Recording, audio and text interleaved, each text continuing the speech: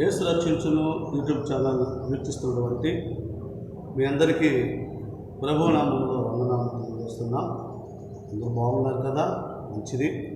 అందరూ బాగుండాలని మా అడుగున ప్రార్థనలో మీ కొరకు ప్రత్యేకంగా ప్రార్థిస్తూ ఉన్నా.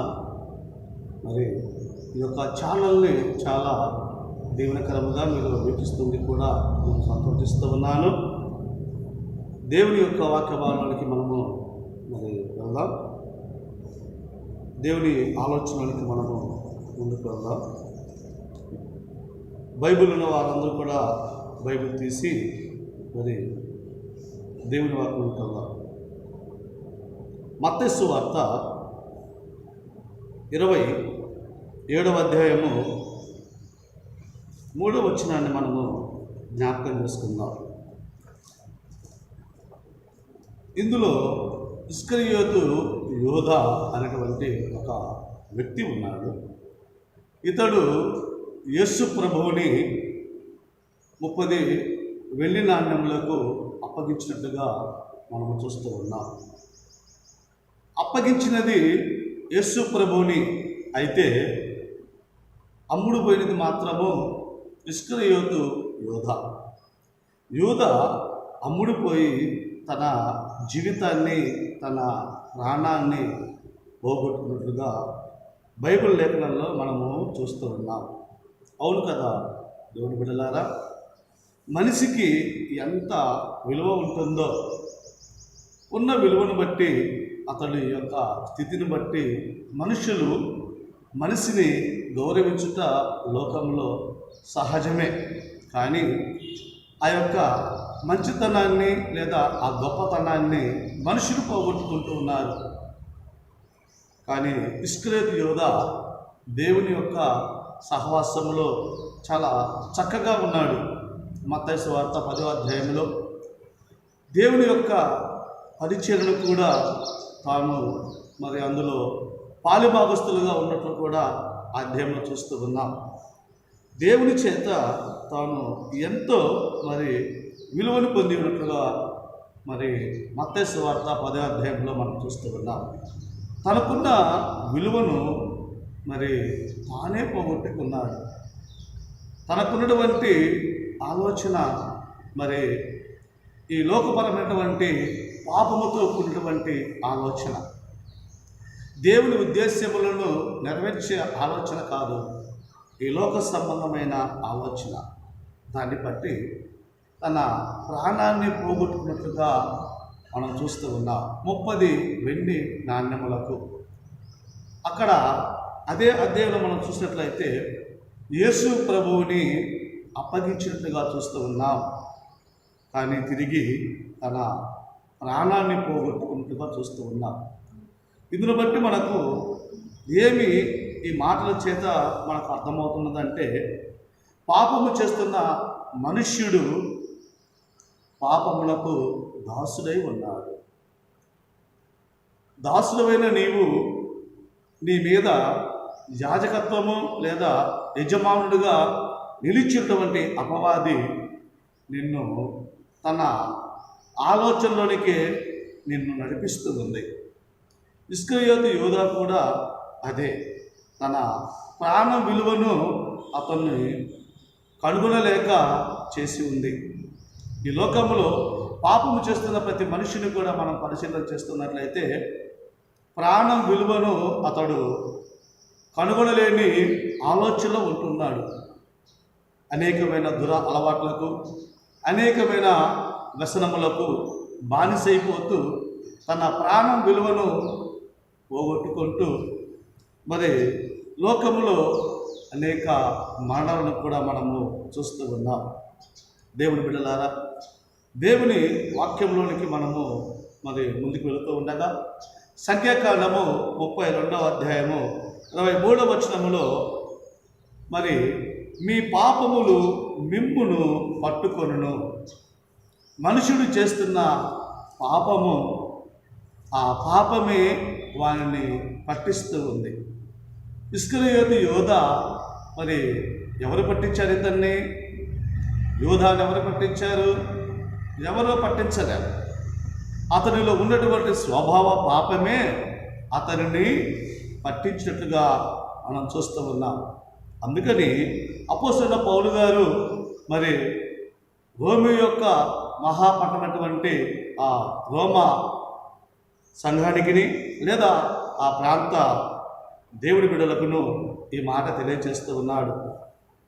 రోమిలో రాసిన పత్రిక 2వ అధ్యాయము 5వ వచనంలో మనము చూసినట్లయితే, నీ కాఠిన్యమును మార్పు పొందని నీ హృదయమును అనుసరించి ఉగ్రత విడమందు అనగా దేవుని న్యాయమైన తీర్పు బయలుపరచబడు దినమందు నీకు నీవే ఉగ్రతను సమకూర్చుకొనుచున్నావు.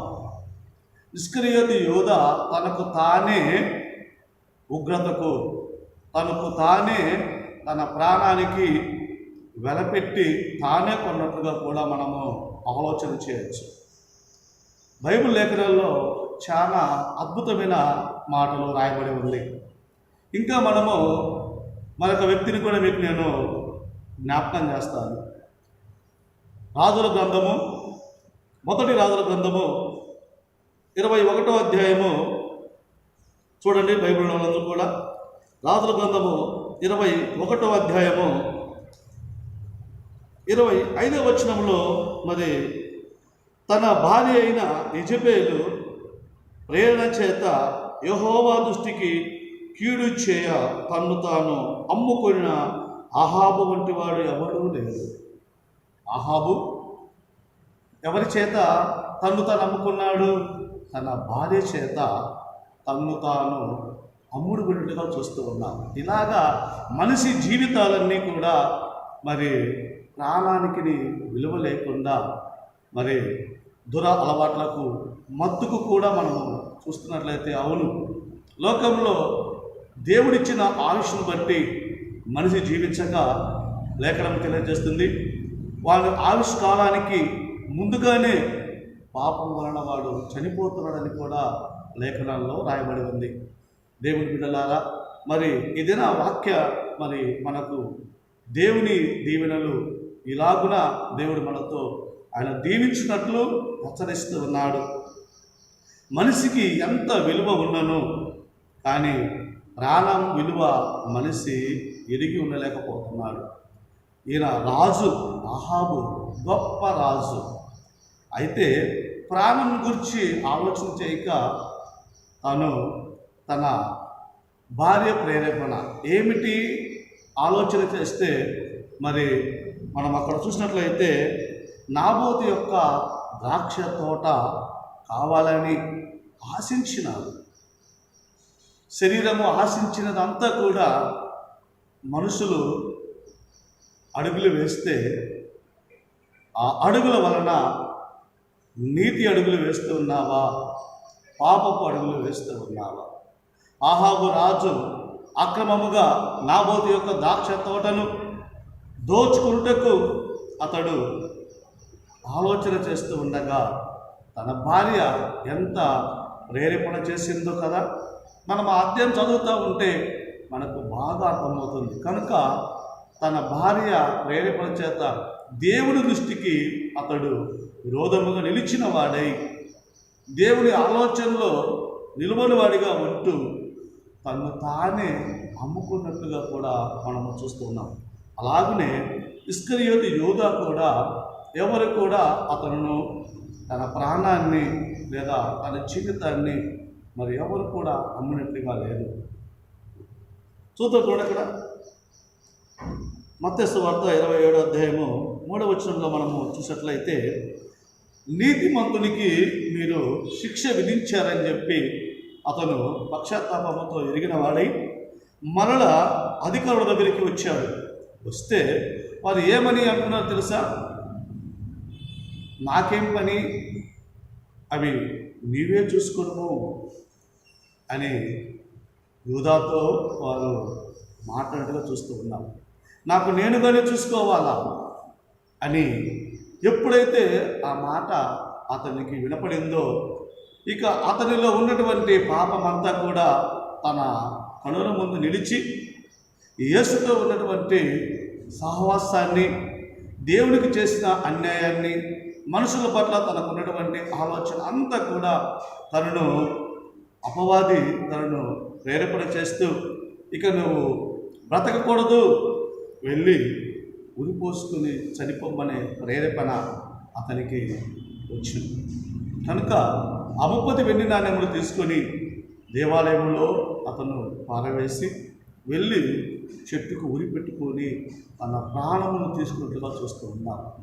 ఈ లోకంలో ఎంతో గొప్పవాడిగా జీవించాలన్నటువంటి మనిషి యొక్క తత్వము, ప్రాణము విలువ తెలియక తన జీవితాన్ని పోగొట్టుకున్నాడు. ఆహాబు కూడా మహా గొప్ప రాజు.